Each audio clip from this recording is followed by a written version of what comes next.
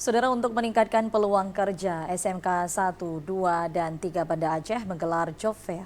Ya, saudara, Job Fair berlangsung mulai hari ini hingga besok di halaman sekolah setempat.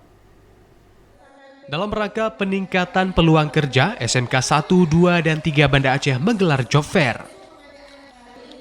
Kegiatan ini digelar untuk mempertemukan dan menghubungkan antara pemberi kerja dengan pencari kerja.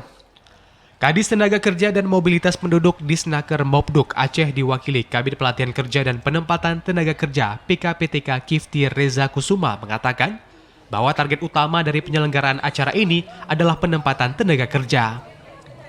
Kifti mengklaim banyak peluang kerja di Aceh saat ini terus mengidentifikasi kebutuhan para pencari kerja.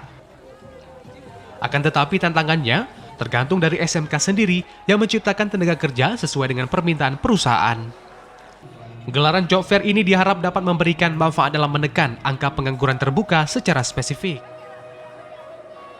Kita lihat dari 32 yang keterlibatan 32 perusahaan ini tidak bisa kita tentukan berapa jumlah yang mereka terima.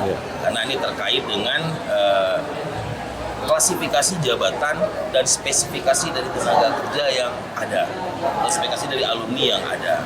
Nah, untuk itulah makanya Job Fair ini selain mempertemukan juga menjadi ajang evaluasi sebenarnya terkait dengan kebutuhan perusahaan di Aceh tentang tenaga kerjanya. Ketua penyelenggara Job Fair Mustafa Aleyeni yang juga sebagai guru SMK 2 mengatakan Job Fair ini sebagai wujud komitmen untuk memberikan kesempatan bagi alumni SMK 1, 2, dan 3 Banda Aceh agar dapat dimanfaatkan sesuai kebutuhan tenaga kerja. Acara selama 2 hari. 2 hari kita menargetkan semua siswa itu tertampung di industri yang dia inginkan. Tujuannya itu adalah yang pertama untuk mengurangi pengangguran yang ada di Kota Banda Aceh besar, khususnya Aceh.